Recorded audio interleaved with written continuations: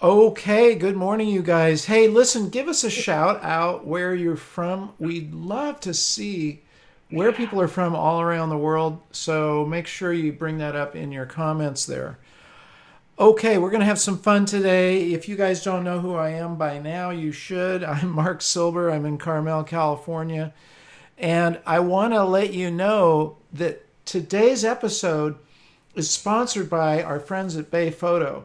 Now, if you've read my book, Advancing Your Photography, you know that I recommend to share your work. You've got to make prints. You've got to put your photos in books, cards. Do something physical. Don't just leave it on your computer. And Bay Photo will help you with all those things. They make prints, they mat them, they frame them, they do all sorts of custom things and cool things. You can make books with them, you can make cards. It's really, really important to get your work out into the physical world where people can see it, and Bay Photo will help you with it. And you're going to get a 25% discount as a new customer. Jared will put the link on there. You can save dough on your first order. It's good for you, it's good for them, and it's good for us. Okay, guys, so our guest today, the one and only Bob Holmes. You know that he's a National Geographic photographer. He's won Travel Photographer of the Year award 5 times. He's a nice guy most of the time. And he is an excellent, incredible teacher. That's why we have him back so many times. And we've got his course, which you guys should check out, and we'll put a link to it. Joining us also is his partner, Andrea Johnson. She is a photographer, director. She specializes in wine, agriculture, and adventure travel. And here they are. Welcome, you guys, all the way from Oregon. So good to have you once again with us. Thanks, Mark. Always good to be here, Good, wherever it's from. good to Wherever be it's back. from. Well, good. So that's your photograph in the background, right, Andrea? Oregon wine country, Penarash, one of my favorite areas. That's fantastic. So we're kind of winging it, you guys, just so everybody knows, and we're on being completely transparent. What we're really talking about is what it's like to be out, in the world, and it doesn't have to be this particular assignment, but you guys work together a lot, like on your workshops and travel photography and that sort of thing. What are some of the challenges you've had to overcome just being out and about and working together and getting things done? Well, yeah, the biggest challenge is working together. It always is, isn't it? Yeah. The problem I have is that, I spent 40 years or more as a documentary photographer, editorial photographer, shooting for magazines, and it is a very solitary profession.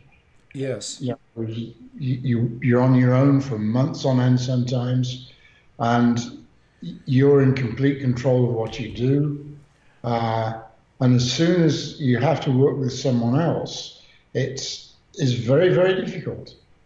The hardest thing for me, I guess, is working in film and video, which is what we do now, and that is it's a very collaborative medium. It You have is. sound people, camera people, directors, uh, and I find that really hard.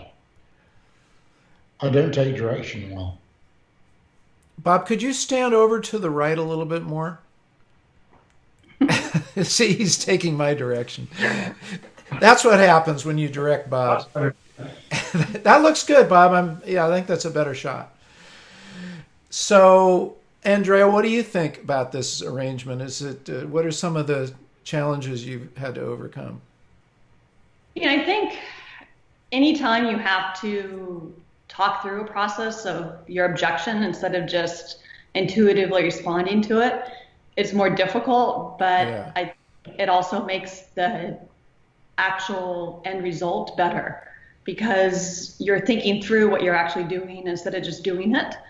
And the challenges can also be the best components because we each have our own unique vision and way of seeing things. And if we are in harmony, we could maximize those differences and each bring something stronger to the table. So for instance, I love doing these big sweeping aerial shoots and the wide landscapes and various particular details that I'll have the patients to wait on for a long period of time.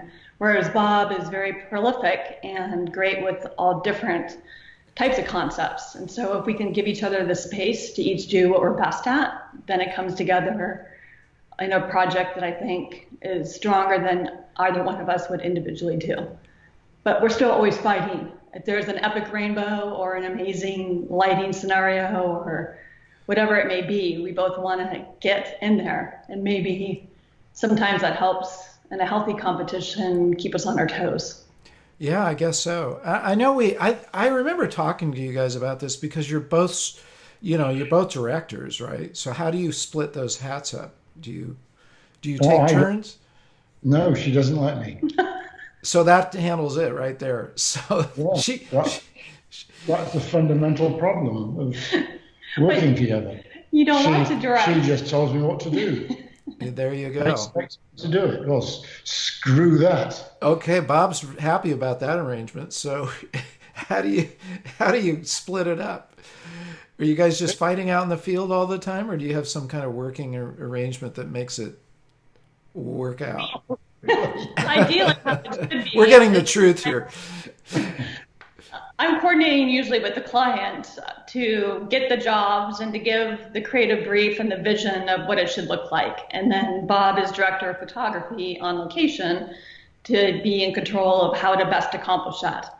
So when we're actually shooting, I'll oversee the concept, but Bob is first camera and Yeah. I'll back it up. This shoulder is higher than this one. Notice that. Bob, stay on topic. Bob's having fun today. Well, this is, it is, listen, you guys out there listening in TV land, this is the thing. I mean, these are the realities of working out, on a project. And it's true.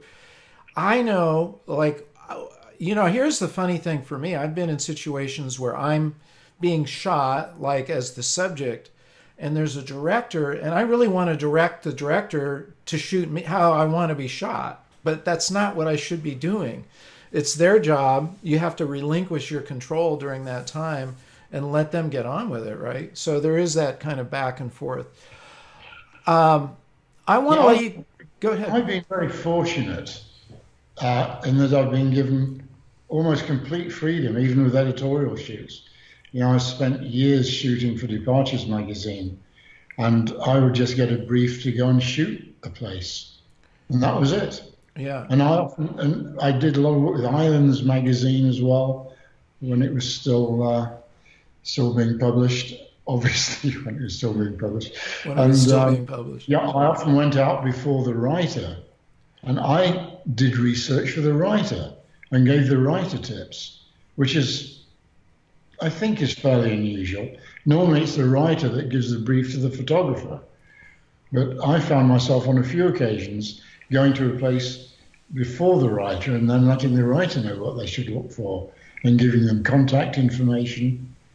So I've had a very fortunate career in that way. Yeah. On some levels, it's fortunate, but on others, it makes it very difficult when that kind of freedom disappears. Yeah. Were you guys both on the your most recent trip to Cuba? Yes. Yeah, one of the things that we're doing, travel photography as a profession has more or less died. There were never a lot of magazines in the States, but there's a fair number, Islands, Travel Holiday, some private magazines. There's still Virtuoso. I think it's called Virtuoso, isn't it? Virtuoso Life. There are a few magazines. Sunset Magazine used to do a lot of Sunset. West Coast travel. I did a lot of work with Sunset, Really? uh, Okay. a lot. I was in almost every issue of Sunset at one period, doing Wow. local stories, which was great because I could take my kids. I had two young kids when I was shooting for them, and they would go with me. and I'd use them as models. In fact, one of the most amusing incidents, I did a story on inland beaches in Central California, and there's one in Lodi. Lodi have a small lake, and there's a sort of a little beach by it. I never would And have guessed that. I took, yeah, it's the last place you'd expect to find a beach. And it's a very popular beach because it's in the middle of California and it's hot. And so people like to go to the water. And it is a real beach. And I took my two girls who were then, I think about 10 and 12, and a friend of theirs. And they were wearing bikinis and I got them running up and down the beach. And someone called the cops on me. Uh, No. this dirty old man photographing young girls running up and down the beach. And And they're they your came, daughters. yeah, they're my daughters. Oh, that's wild. But it's, I guess I should be pleased that people were that concerned. But you have to be very careful these days. You do. Yeah, Uh, one of the so ins that and outs. was Sunset Magazine. Um, But I but, think, but and that whole world now it collapsed really after September the 11th, Yeah, 2001, because that it just about killed international travel. And with that, all the advertising disappeared for international travel. So the magazines could no longer afford to keep publication. Because magazines are not about the editorial content, they're about advertisers. If a absolutely. magazine doesn't get advertisers, it can no longer exist. The editorial content is very much secondary. We'd like to think it's of the utmost importance, but it really isn't. It has to be good to keep people's attention and keep them wanting to see it. And the photography is very important in that, but it still comes down to advertisers. As soon as international advertising stopped, the magazine started to collapse and become very, very thin. What Yes. was once a fat magazine would suddenly become a very slim magazine, and that means fewer assignments. And with that, I remember in 2002, I think it was, we did the first book that was shot entirely on digital cameras, and that was Day in the Life of Africa, which we shot on the Olympus E20, which Yes. is a top of the line 5 megapixel camera. A big Which, whopping which five we couldn't megapixels. expect. Yeah, there's a Nikon D1X, which I think was only about a 3 megapixel, surprisingly. But the E20 at 5 megapixel was revolutionary. But as soon as digital photography became available to the masses, it killed stock photography. And half of my income from travel was from selling stock. Now everybody's a photographer. Every travel writer, just about, you see, advertises themselves as writer stroke photographer. Yeah. It's so literally everybody's a photographer now. And iPhones are so amazing that it's just destroyed that market. So the one area where we're still able to do something that we love and also share everything with other people is by teaching workshops. And that is, we both find that very satisfying. We take people to places that we love going to, of which Cuba is one. Yeah. And hopefully we're doing a workshop in Cuba in December, along with a very close friend of mine, who I've known for almost 40 years, Chris Baker, who's National Geographic's Cuba expert. He's written 3 books of National Geographic on Cuba. So he is, he's going to be with us, and he knows more about Cuba than anyone. I think he's been to Cuba over 200 times now. Wow. So something that we're passionate about, and Yeah. we continue to do. We're also going to Oaxaca at the end of October, all being well. And that is something we continue to do, which is not only enables us to continue our own personal travel photography, but introduce other people to the world that we've lived in, well, that I've lived in for the last 40 years. Yeah. and if I can jump in too, Sure, the please. Zoom, I really came into being a full-time freelancer right after September 11th. I'd make the jump 6 months before that. So it's never been an ideal time for me with travel photography. I've found that over the last 15 years, you really have to create your own projects and your own concepts, and then find lots of different markets and venues to be able to grow that. So I just wanted to show, see if it's up here. This is Oh, actually the first project that Bob and I worked with. It was a book on Pinot Noir. And we came up with the idea just before the movie Sideways came out. And and he loves Pinot. Remember, he does this whole big thing about the beauty of the Pinot grape and how delicate it is. And so you kind of capitalize on that, it sounds like. well, we had the idea actually before the movie came out. Yeah. So the fact that the movie did popularize it helped us get a publisher and helped get exposure. But that book was initially a self-generated project. It was Can a we see concept. some of it? Can you show us some of it while we're? So you guys worked on it together, Yeah, it was both of our Yeah. a ideas. collaborative And project. Okay. Yeah. You see Let, that? yeah, I can see it. Yeah, let's see inside. I love that. I know that image, and that we can't really see, but what he's decanting there is bright red, right? Yeah. Yeah, And against the silhouette.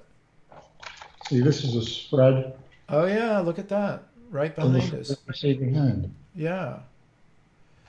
But it's very satisfying. A lot of, Gorgeous. Andrea specializes to some extent on aerial photography, Right. traditionally with helicopters, but increasingly with drones. We have 4 drones between us. But let's see the kind of imagery. Oh yeah. So those were shot with a drone. No, these were pre-drone. so we shot Oh, most of this in 2004, 5, and 6. okay. So we had the vision to create this. Uh, And there's, a whole series of portraits, Oh yeah. and half of those people, well, not half of them, a quarter of them are no longer alive. This is, Amazing. And that's only like 10 years ago, 14 years ago, uh, mm, 15 years ago I shot some 15 of years these. ago. Yeah. and I mean, I think the idea behind that project, by it being self-generated with opportunity for us to help find a writer, a designer, speak to people in the wine industry, is that we could really tell the story the way that we felt was authentic. And by coming up with that whole package and concept, it was my first book. It was Bob's 50th something. It was more difficult than we'd anticipated to put it together, but it gave us a lot of opportunities to have creative control. And we continued to supplement that work with a lot of editorial publications. We've worked with the wineries directly to help build their image libraries. And we did, a variety of even fine art prints from it. So from there, we've expanded to doing wine worldwide. I've Right. got a my throat, sorry. So going back to the workshops, we were in Italy at this time last year when we combined travel and wine and an amazing culinary experience in a place. So I think that when we're really passionate about either a concept or a project or a place within our workshops, we can share that knowledge. And then it is enjoyable after we've been in a place to be able to have the serendipity to share that with small groups. So in this Burma book, I'm And thinking then about. one thing that has come out of the workshops is that we've been doing these books that we've. Can you see it? Yeah, Yeah, that's on the screen. The where, back's cute. and these Yeah, books that's are these self-published? Is that a self-published book or was that published? yeah, Oh wow, look at that. Yes, it's a book. I know that. And we took 10 photographers to Myanmar, and we asked each photographer to submit, I think, 10 photographs that we edited down, and it was a remarkable selection of photographs. We just Oh, spoiled for look at choice, that. and just the best photographs that we'd taken over the 2 weeks we spent in Myanmar. And these are all your your students who are submitting Yeah. these. Well, it's Fantastic. our class, so Bob and I both have 10, and Here- each of the participants have 10. Andrea got the cover. Okay. That's, yeah. Nice. Well, we have, And as you, we were both in the same place at the same time, but she muscled away into the best position. So my shot, which was a far better shot really, but I think the it- women it was- actually reacted to me better than you, Bob, but Yes, and, Bob. and then we have photographs of all the participants in the back. Oh, that's fantastic. So you produce these, and then everybody gets copies of them and gets them to their friends and Yeah. family. See, that's Yeah, that's really satisfying. I think one of the most satisfying things as a photographer is to see your work in print. Yeah, there's the Right. group. Oh, there you go. Okay. There's our group. Yeah, I recognize the guy in the front row there. Oh, this one. No, the one next to him. Yeah, the guy that looks like Sean Connery. But I think one of the coolest memories from this project is we always leave our workshops open to serendipity because it's how we really work in the field. So Right. we have an ideal schedule, but we happened to cross a small little market and there was a monk ceremony going on. And they were initiating people. There was a huge parade coming down the street.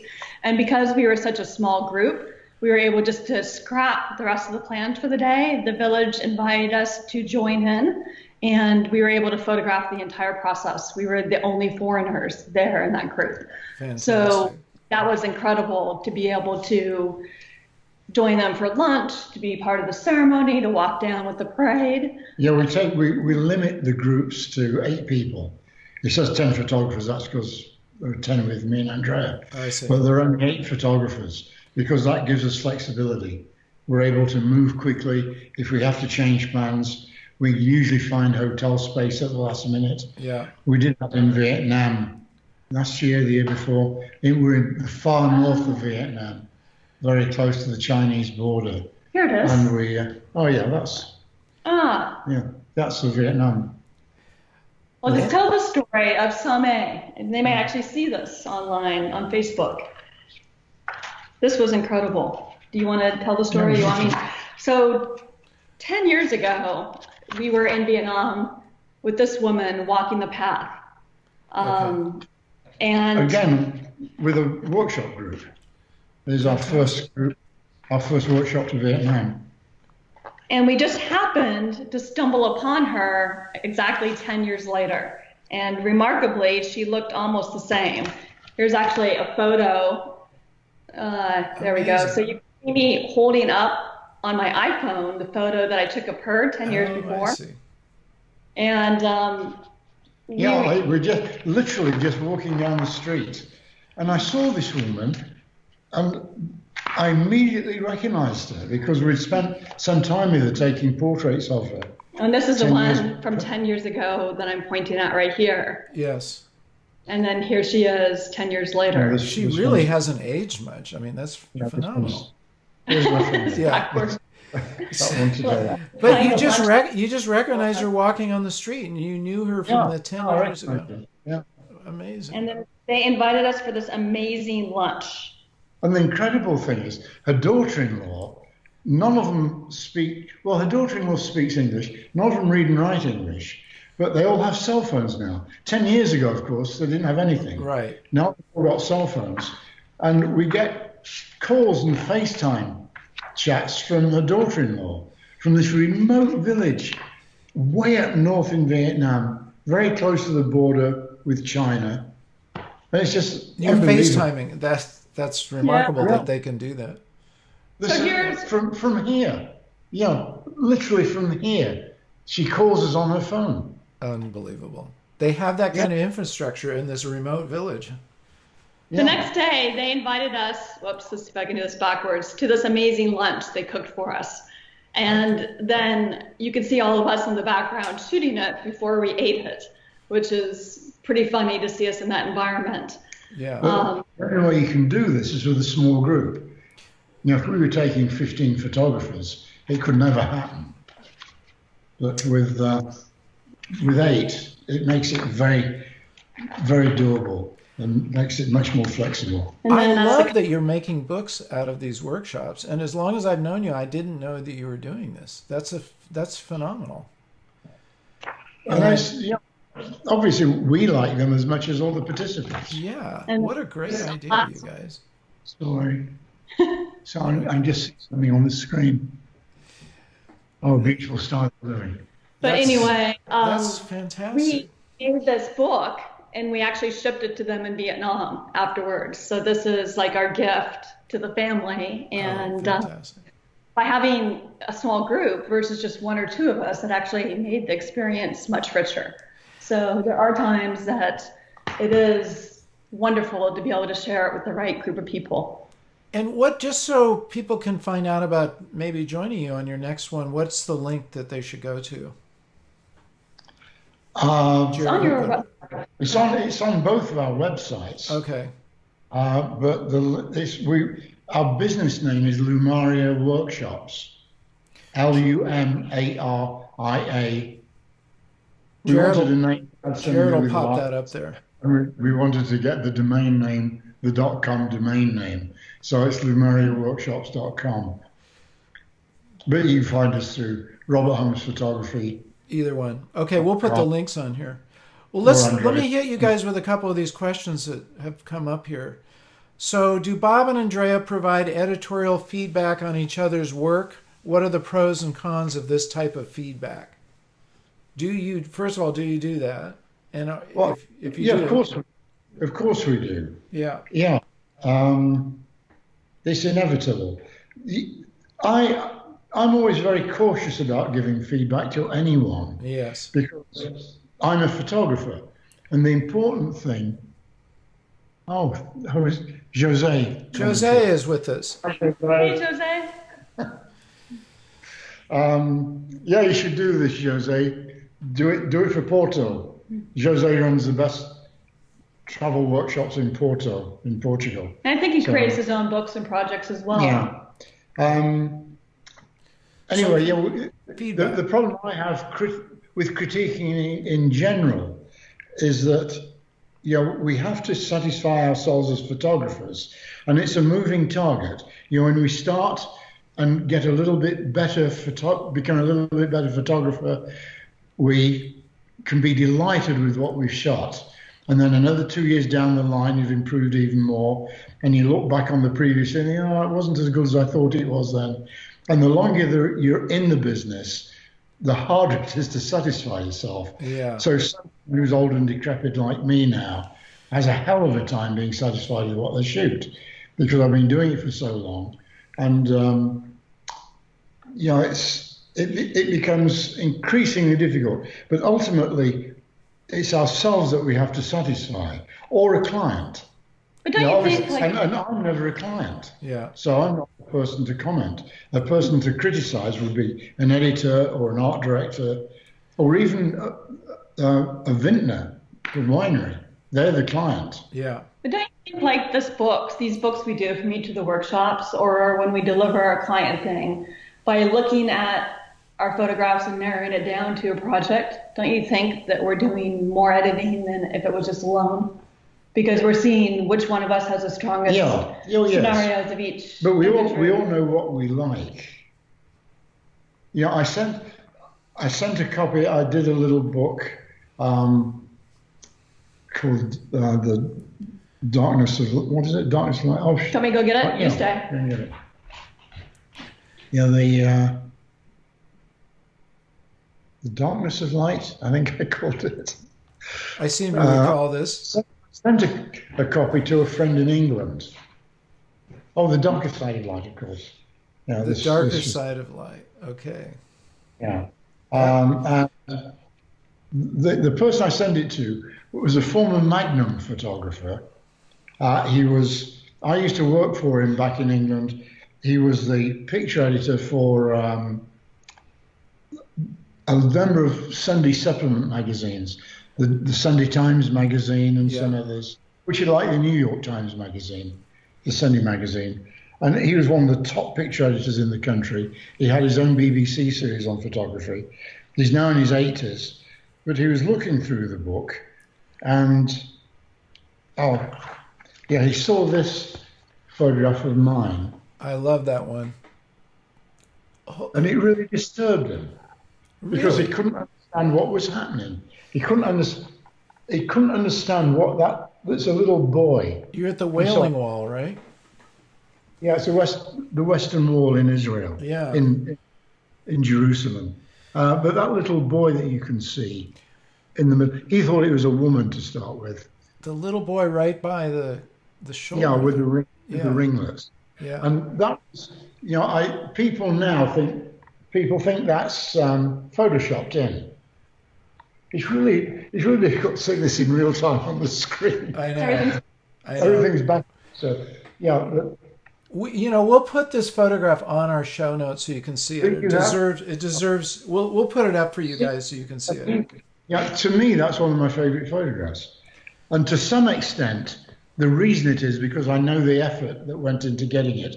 I knew the image I wanted. I wanted the back of all the Hasidics' heads with the hats. Yeah. I wanted it against the Western Wall in the background as the backdrop. And I didn't want to show any faces. I just wanted a strong graphic of all the hats. But as I always say, it needed punctuation. And I was shooting there all pretty well half a day, looking for shots. But that was the shot that I had in my mind. That was my pre-visualized shot. Right. And then suddenly the crowd opened up, and there's this angelic little boy with golden ringlets coming down. Your classic little Hasidic boy, in profile among all this sea of black. And I was shooting on Kodachrome, so there's no way it could have been It's faked. not Photoshop if it's Kodachrome, folks. Yeah, it's Kodachrome. I Yeah. still have the Kodachrome original, and it was just I didn't even know I'd got it. I was sort of shooting. I never shoot blindly. I knew what I was after, and I was hoping I got something. Yeah. But because it's film, I didn't know. I just hoped I'd captured it, and fortunately I had. And it was used in the book, inevitably. But this friend of mine in England just couldn't get his head around it. He said it disturbed him. And what was it that bothered him? Just because he didn't He couldn't understand it, or understand, he couldn't understand the image. Yeah. okay, You well, didn't write the backstory in here, though. Like your next project you do, you'll probably talk about it. There's only a caption No, there is a backstory in the in the back. caption. and I know Bob. Let's talk about you. You And know, the funny thing is, I kept this friend in the book as being one of my sources of inspiration. well, But maybe not so much. We, I'll have to take reference out. take that back now. But we've talked about how you love to have your photographs on the edge of darkness and have that mystery, sort of what's going on in the edges, which is why you titled it that way. Yeah, that's exactly. Yeah. And that's an interesting thing because I think a lot of us maybe ignore the fact that that's the whole dimension of photography that you can explore, which is into the Yeah. dark edges, like you have Yes. silhouettes. Amazing. This side, this photograph, where it's just the teapot is illuminated. Oh yeah, and there's your punctuation point. A little cafe in Khalil Khalili in Cairo. I just love that kind of imagery. They're images that leave you asking questions. Right, They don't give you all the answers immediately. right. Excellent. There's always there's an element of mystery there. It makes you want to know something more about what's going on. It's photographs like that, in my opinion, that have life. The ultimate photographer who does it consistently, time and time again, is Alex Webb. Alex Webb. Alex is a magnum photographer, and his work is so complex. And you can look at Alex's photographs for years and never fully understand them completely. I think maybe this was really amazing for me, having seen a lot of these Buddhist scenarios beforehand. Yes. I think with Bhutan and Bhutan. both of them. Both So of Bhutan. you shot that what year? When it first opened up, really? Mid-80s, mid-1980s. And then we had a chance to go back with a small group in 2015, and we encountered many of those same scenarios, but each of us had a chance to see Bob's vision and then our own renditions of it, which was Yeah, cool. actually, it's a good point. The interesting thing about the workshops is that there are 10 of us all shooting the same thing inevitably, and everybody gets different photographs. There's a Yes. few are very similar, but generally, there's a very different set of photographs comes from each photographer, which is great. Which is great, and it's their own signature on the photograph.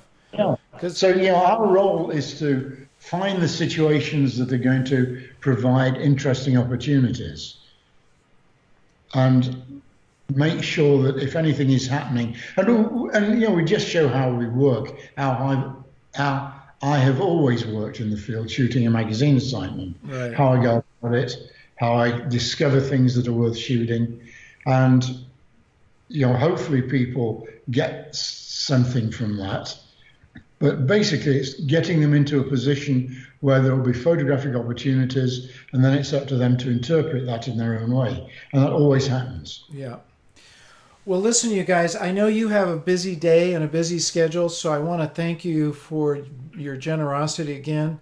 Is there any final point you'd like to leave viewers with to, improve their photography? Get out and shoot. Right? Don't get rusty when we're at home. I Don't get think that rusty. Start shooting. for Keep shooting. Well, the interesting thing I'm doing is going through archives, Yeah. which we rarely have time to do. And the great thing about digital photography, if you have files that you shot 15 years ago, the software for interpreting those files, assuming you're shooting raw, and it's a good reason to shoot raw files, Yes. you can interpret them now in totally different ways with the new Lightroom or Photoshop software, whatever. It's So so true. it's really exciting. You pull things out of photographs that you never realized were there. I remember years ago, Rick Smolin. Rick was one of the founders of the Day in the Life books. Rick told me that he kept all his old Kodachrome slides. Rick shot a lot for National Geographic, and he did a book called Alice to Ocean, which was one of the revolutionary books of the time. I think it's the first book that was bundled with a DVD. Oh, And interesting. Alice to Ocean, he had all the originals from that. And he told me he kept all those old Kodachrome slides because he's convinced that one day there would be technology that would allow him to rescue things out of those images that were not usable at the time he shot them. And of course, it It's became true. true. Now, It's very true. Yeah. yeah, And I think from my perspective, right now we're all having a chance to pause and slow down. And reviewing our work, we can think and see what we're most passionate about. And I believe our workshops will be somewhat the same and somewhat different in the future. The examples we brought up in Vietnam, where we ran into the family, the monk initiation in Burma, most of those opportunities are when we stayed in a place. We allowed serendipity to come together. And, even Italy at this time last year, we had one home base. So I think we can fine tune what we're passionate about during the time off. And when we get back out there, think about how we really want to bring that to life in a more balanced way. Awesome. Well, thank you guys again. I loved hearing the stories about the books. Something new for me. I think that's a great way to conduct workshops. Make sure you guys check out their work, and we'll give you the links. So, take care, you guys. Have a good day. Make it back to thanks for California safely, and Thanks. we'll check in with you again real soon. Wow, wasn't that cool, you guys? Hey, look, um, inside look once again into what it's like. What you do. What do you do out there, and how are they planning to move into this new era that we're going forward in. But I love the idea of creating these books as part of the workshop. So again, remember we're being sponsored by Bay Photo. They can provide these books for you, prints, cards. They're awesome. They have great customer service. Check them out. The link is in there for your 25% discount.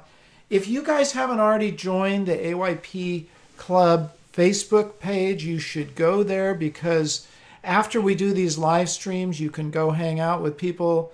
You can share comments. There's a lot of back and forth, a lot of activity in there. And who knows, we might even get some guests like Bob dropping by and chatting with you guys within that group. Here we are. We're moving forward into this new realm of what life, who knows what it's like. But remember, you got to do the things that we've been talking about. Get outside if you can. Take walks. Get your camera out if you can. Take photographs. If you can't, then as Bob said, look through your archives. Work on your stuff, your images. Will you guys make sure you share this video? Share the idea of the AYP Club with your friends. Tell them about it. We're doing something that's really unique, bringing you guys close to all these amazing photographers. This is the real deal here, okay? Share the video. Make sure you've subscribed if you haven't already. Leave your comments. This video will go back up tomorrow on YouTube. And remember to get out and capture your own images of life. Love you guys. See you again real soon. Take care. Capture a lot of photographs.